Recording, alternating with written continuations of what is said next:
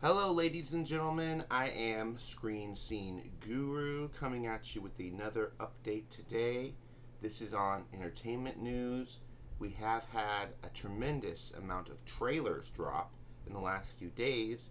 Not only starting off with Dune Part 3, really awesome trailer for the next Denis Villeneuve installment of the Dune franchise.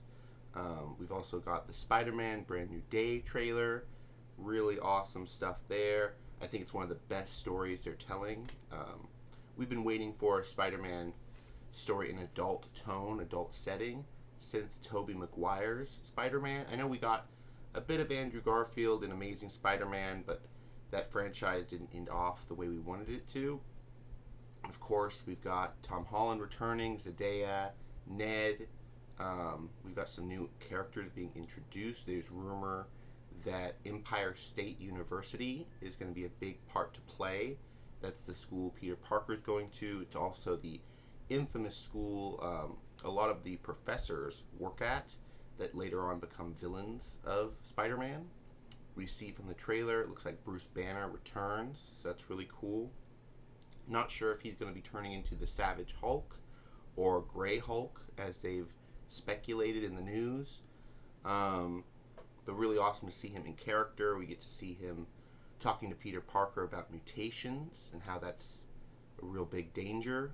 So that's really cool. We get to see Punisher in the MCU. This is an official tie-in to the Punisher series, the Daredevil show, in Spider-Man. I know last time Spider-Man No Way Home had a cameo of Matt Murdock, but this is really like showing off that the shows and the movies are truly in one universe, which I'm very happy for. This is something that fans have been asking for years, and yet Marvel has somehow not gotten the message. Now they finally seem to have gotten the message. So, going on from there, we've got, I talked about Dune 3, Spider-Man trailer. I'd like to get into a little bit more. We've got villains showing up, a lot more villains. We've got The Hand, which is very interesting. The ninja group from Daredevil is showing up in this. It's probably because the director got a new director, Daniel Destin Cretton, who of course directed Shang-Chi and the Legend of the Ten Rings. So this is going to be very much about his culture, very more important than a typical Spider-Man story, which I'm very much looking forward to. And it's Peter Parker on his own. He doesn't have his friends. He doesn't have his love interests. I am wondering if they're going to introduce Gwen Stacy in this film, because the Empire State University school tie-in, that's the school that Peter Parker meets Gwen Stacy at, if you read the comics. So really cool stuff there. Going into some more trailers, guys, they just dropped the trailer today, the Duffer Brothers, for Stranger Things Tales of 85. So the new official trailer for that new animated spin-off is available online. I've seen it. It looks pretty good. Wondering why they saved this story for animation. Maybe to save the money costs. But it looks like it's a story that could have been fit into the Stranger Things live action universe. We saw before in season 2 they had rotting pumpkins. Well, now the rotting pumpkins are alive. They become kind of like the Demogorgons themselves, where they open up and have a mouth. So that's very cool to see. Real quick, let's go into so the Moana trailer dropped online as well from Disney. Like I said, a lot of trailers dropped. The Moana trailer looked surprisingly dim, not as much color as in the animation. Now I get the animation was allowed to show the setting sun and other things that were very colorful, where in live action you hardly get to see those colors. So a lot of people were questioning, why are they making this movie live action if the cinematography looks like dog shit? So really funny. But also The Rock was in a really bad wig and CGI'd a lot of the time. All you saw was like his head CGI'd onto a fake body or a bodysuit that The Rock was wearing. So it looked very weird, very AI Sora done up. Hopefully that's not going to be the final product. Hopefully that's just how the trailers are looking. I do know The Mandalorian and Grogu got a lot of backlash when the first teaser dropped. I recently was at the cinema and I saw The Mandalorian and Grogu trailer, in the big screen on IMAX, and it looked great. It looked like it was perfect. So maybe that's just a trailer thing. Maybe it'll get better once it's on a big screen. Um, but going on from the Moana trailer, we got Forgotten Island. So this is the next, I believe it's Pixar that's making this. But it's about two friends, childhood friends, that are growing up. As they grow up, they're growing apart. They make their way to a forgotten island where they have to fight to survive, but also try to hold on to the memories of each other because they are slowly forgetting each other on this forgotten island. And it looks very good. A lot of the animation styles remind me of K-pop Demon Hunters. A lot of close-ups to the face and exaggerated, movements. So that looks really cool. And it's Polynesian. It's supposed to be inspired by Polynesian folklore. So that's really cool. I'm loving that it's a foreign-inspired film. Forgotten Island. So the trailer for that dropped. The Furious trailer dropped, which is another action fighting movie, like The Raid, or like other films like Monkey King. Also, the Harry Potter trailer dropped. Very interesting stuff there from the live action series from HBO Max. A lot of people are giving this trailer some harsh words online, just saying, why do we need this reboot? The movies are still good, and I do agree the movies are still good. I think this is an opportunity to show young people, people that may not have seen the movies, a new take on the show. Of course, a lot of fans of the books are really hyped for this series, that they're hoping that it's going to go more into the lore, explain a few things more. The interior of Hogwarts does look different from the movies, so that is interesting. And yeah, the story looks like we know the story. It's now just how are they going to tell it, is the thing. And is HBO Max still going to be a thing in a year or so, or is this show going to premiere on Paramount, is also a question. Then we got Wonder Man got renewed for a season 2, which is pretty cool, from Disney. I haven't seen the series yet, but definitely going to check it out some point. Catching up on Marvel stuff. Then we've got, this OpenAI deal with Disney has supposedly come to an end. Supposedly because Disney was real upset with the AI usage of their characters, even though this was a planned thing that they were going forward with. Marvel Disney got scared, got spooked, and ended up pulling out of the contract with OpenAI and other companies that make products for them. So very interesting to see Disney, Marvel cut ties with OpenAI. So yeah, that is very interesting. So going on from there, got a bit of movie notes real quick. Nothing too big, but real quick, I do want to mention Project Hail Mary. It was criticized for parts being left out from the book. So interesting that was going on, but it has made $80 million in its first opening week. We're going to have to see what the second weekend drop-off is for this movie, but it's a very positive outcome. This made just under what Oppenheimer made, and right around the same as Avengers Infinity War. So 80 million in the opening week, which is pretty good for a original story adaptation from a book. So that's very fun to see. Dave Filoni is co-directing the Mandalorian and Grogu movie. So this is news we've heard from the Variety article, or I think it might have been Empire magazine, that Jon Favreau has confirmed Dave Filoni is working with him on this new Mandalorian and Grogu movie. And most likely it's a test. He hasn't done a lot of live action directing, so he needs to get some experience under his belt. And then Lucasfilm will move on with Dave Filoni and Jon Favreau to do other projects, live action, animation. We're not exactly sure, but this is a stepping stone. Once this launch platform is done, Dave Filoni will be able to direct other live action products. Hopefully, with experience under his belt, he will get better and better at it. We've seen over the years, Jon Favreau has been training Dave Filoni to get out of animation and move his way to live action. We haven't seen any results yet of that training. He's been intensely scrutinized and other things online, but I think he could do a good job. He's a big fan of the lore. And they said the volume was not used on the Mandalorian and Grogu set. They filmed with practical effects, and only the green screen was used. So they didn't use the volume like they typically do for the series, because they said they didn't want to hear backlash from the fans about using that tool, that technology. So that's very interesting. War Machine is #1 on Netflix. And even most interesting enough, Dennis Quaid went to the White House to talk to President Trump about the movie, even though he's only in a cameo of it. He's not the main star. But he mentioned the story is about an alien invasion.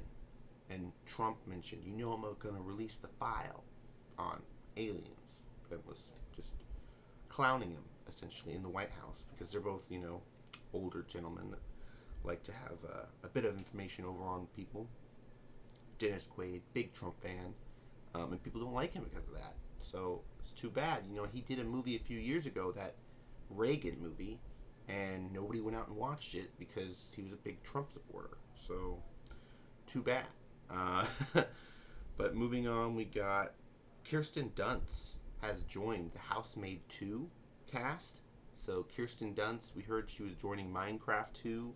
Now she's in the Housemaid 2. So really awesome stuff for her. She does want to make her bag, get her money in. Apple TV Plus renews For All Mankind for a season 6. This is the final season, guys. We're about to get season 5 this month. Are you watching For All Mankind? It is very similar to what's going on with the Artemis missions and the current space race to get back to the moon, set up a moon base, eventually get to Mars. It's so funny. I feel like the Trump administration must have watched this show and is just setting things up based around it. But definitely check it out. AI is being used to collect anomalous video. So now we've heard from people in ufology that there is an AI super program, if you will, one the government has used for decades. And apparently whenever keywords are used, anomalous video is shared, this AI scrubs it from the internet that the public uses. There is, of course, a government internet, which is much more hardline, it's analog, and there are things running even in that, the government internet. Programs, there are living programs that are set to take things out, scrub things from the internet. So that's very shocking to hear, but I'm not too surprised by that because I've wondered for years why this stuff hasn't been reported as much. This is why. AI is taking our stories away. Republican Representative Luna from Florida was recently on a podcast talking about how she has been given personal documents that suggest non-human intelligence has visited Earth multiple times.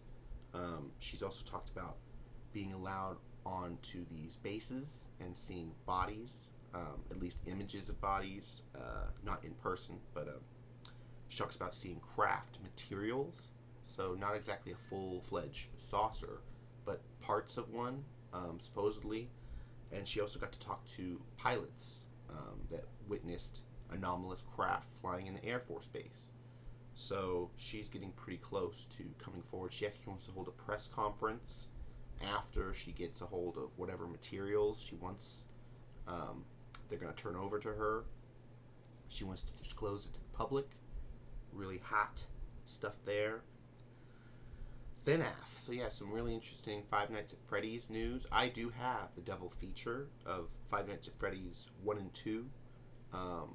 But interesting that Gil Killian, the screenwriter for the first movie, I believe, and he might have helped on Five Nights at Freddy's 2 too. But apparently he was writing a new story a group of young kids looking for William Henderson, and that Springtrap would be involved. So they were going to turn Freddy Fazbear into Springtrap. Finally, we've been waiting for that. But this young group of kids would be looking in the abandoned pizzeria, the original. Apparently, Josh Hutcherson was dead already in this script that apparently was already worked on. Josh Hutcherson's character was dead. His daughter was missing, supposedly taken by Freddy Fazbear, and these kids had come to the pizzeria to investigate what had really happened. So it sounded like a really cool script for a new Five Nights at Freddy's, but unfortunately it sounds like it got killed. It's not going to happen. Matt Berry is set to play a villain in Minecraft 2.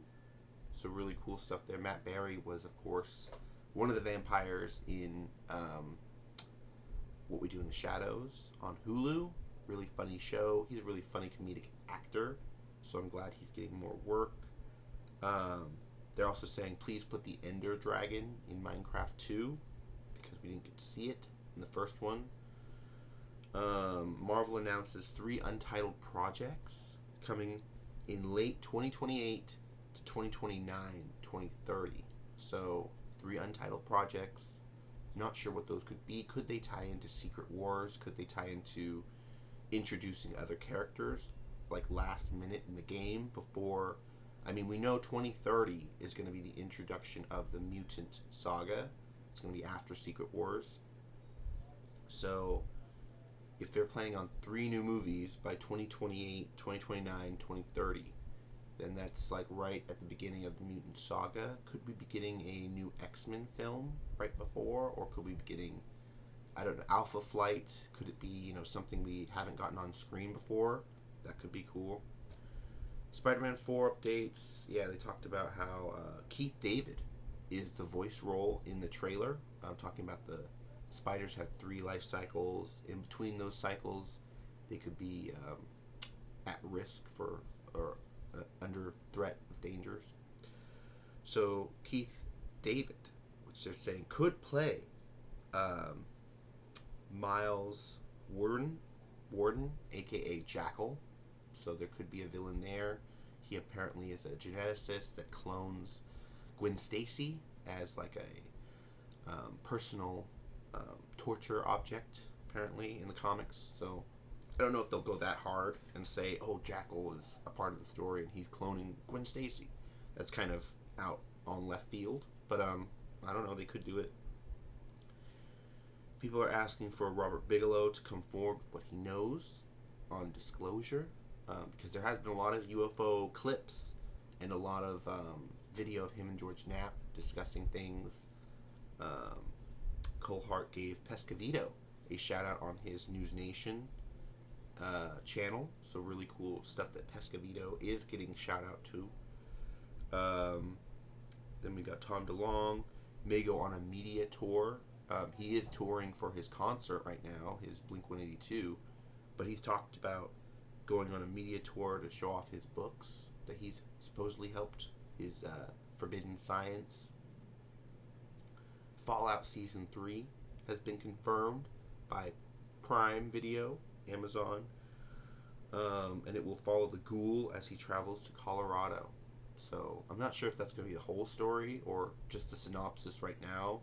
Is Lucy is still in New York, or not New York, sorry, still in Vegas, New Vegas, and the ghoul will be traveling to Colorado.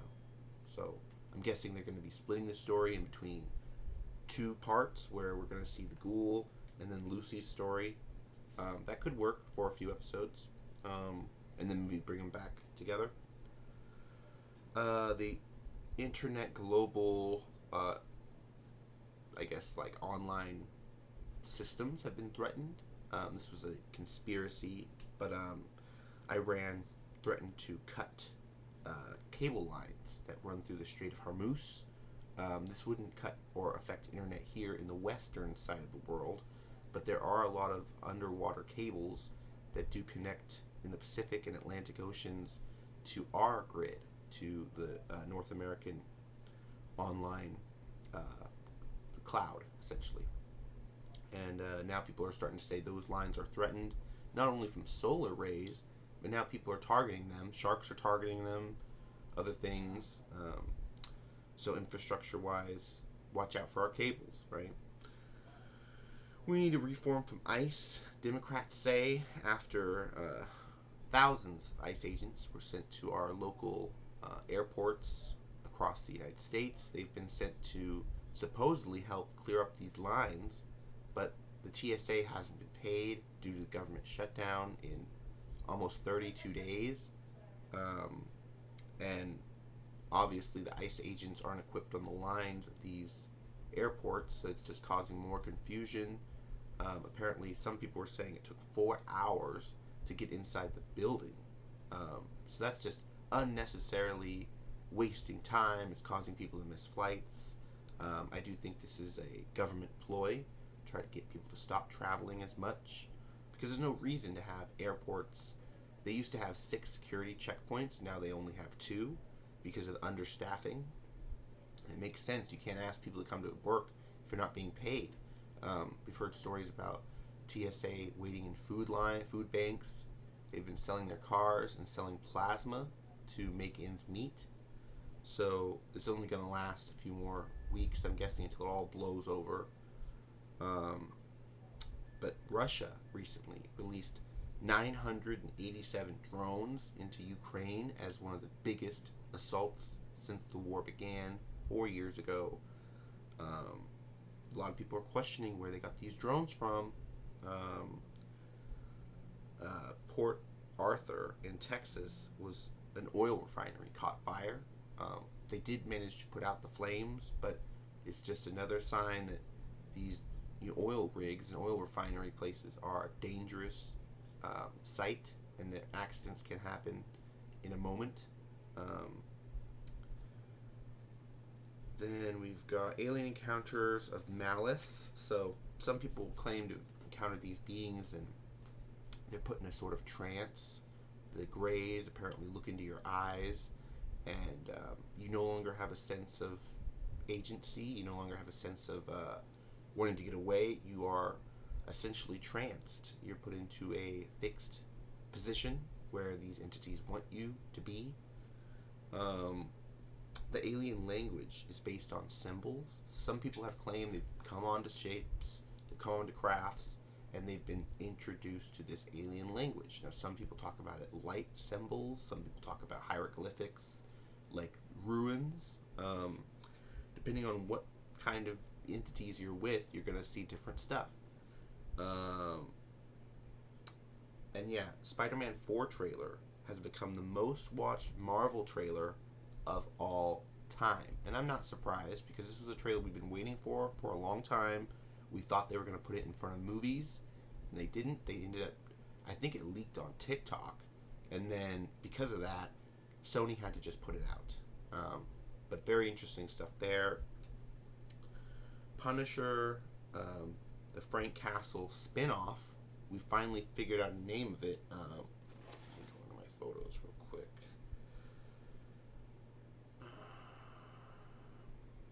Okay. Photos. And then right here. Okay. Punisher, One Last Kill is the title. Pretty cool title. But apparently it's Frank coming back out of retirement. I'm not sure when exactly this is supposed to take place, because we see Frank in the Spider-Man movie, but the Spider-Man movie is taking place like 4 years after the events of the last Spider-Man movie. So did his spin-off series and Daredevil happen in between those two movies? Not sure. But it does seem like Punisher, Frank tries to find his place in the world, but a threat brings him back into the action. So it sounds like for a minute he might have retired, or he might have, tried to relax, find out what he's meant to do besides just being Punisher, and then a big threat shows up and makes him become the Punisher again. So that sounds like a really cool story for a one-off. Apparently John Bernthal's directing this special presentation, so that's pretty cool. Real quick before I leave, I do want to show off a comic book I recently got, because I'm still into comics, guys. I was able to check this out at my local Barnes & Noble. This is a Predator comic called The Preserve. So pretty cool stuff right there. Checking out the cover. And this is a follow-up from the Collecting Predator saga from 2023. Apparently there was 5 issues back then. The tagline I'll read: Predator, fear is reborn. On a planet far from Earth, 8 strangers find themselves in a deadly game, but this time the predators aren't the only ones in the hunt. Someone has the Yautja in their sights, and they've been searching for the predator's game preserve for a long time. Thaddeus Barwick is back. So if you guys don't know who Thaddeus Barwick is, she was a human colonist on a Weyland-Yutani planet. Their planet was attacked by the Yautja predators, and her whole community was slaughtered except for her. She was able to survive, kind of like Newt from Aliens. She was taken in by the Yautja, and they actually made her an official blooded Yautja. So she's a human Yautja, and she is part of another clan who hunts Yautja down. So kind of like a wolf, apex predator Yautja. Very interesting. There's an image of her right here holding a head. Very nice, and armor. So that's pretty cool. I'd like to see her in the movies if they are going to do something with her. But let's see. Thaddeus Barwick is back, still hell-bent on revenge, and her kill count's climbing. But when she's ambushed by a predator, is it the same enemy she's been tracking all these years? Without her weaponry, she is prepared to take it on one-on-one. And just what and who will Thaddeus be willing to sacrifice to quench her thirst for revenge? Prepare for the ultimate hunt. It's going to be a bloodbath. So really cool stuff from Marvel Comics. Like I said, in 2023, they made a 5-issue collection. This is following up that 5-issue. This is number 2. So, The Preserve. Not too bad from 20th Century Fox. I'm glad they're still making comics. So that's pretty cool. I'll show off a little bit of the cover art. Oh, that looks pretty cool. Collector's edition. Day of the Hunter. Show off some artwork. Pretty cool from Marvel. Let's show off like the first page real quick. Predator Preserve. So yeah, people falling from, of course, parachutes, landing on this planet. Very similar to the movie Predators, Adrian Brody. So yeah, can't wait to get into this. Yeah, this was a really cool buy. Only 20 bucks. It's pretty cool. Be sure to check out books. Keep reading, guys. It's very important to check out books all the time, and cinema. But this should do it here for me tonight. Be sure to have a good night, stay safe, and I will catch you in another one of my videos. Bye bye.